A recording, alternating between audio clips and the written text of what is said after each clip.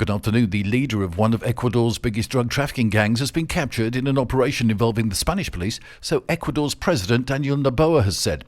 Wilmer Pipo Chavarria, the head of Los Lobos, was detained in Malaga, so the national police reported. President Noboa said Chavarria had faked his own death, changed his identity, and hidden in Europe whilst continuing to control operations in Ecuador, including illegal mining and ordering murders. His family claimed back in 2021 that he had died from a heart attack due to COVID.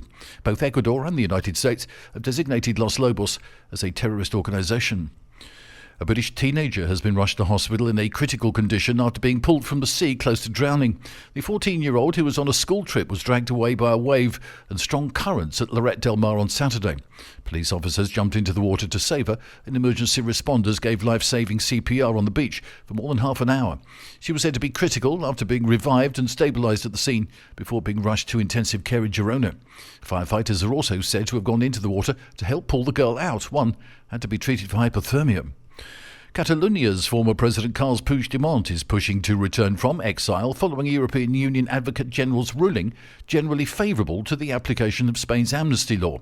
Puigdemont had filed an appeal with the Constitutional Court asking it to suspend his arrest warrant and his provisional imprisonment to avoid irreparable damage to his fundamental rights.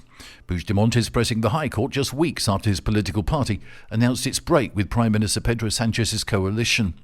The government is to raise its 2025 economic growth forecast to 2.9% from 2.7% and plans to include inequality reduction among its macroeconomic targets. It had already upgraded this year's growth forecast from 2.6%, predicting a positive outlook until 2028 for Europe's fastest growing advanced economy. That's the latest from TRE. I'm Bob James.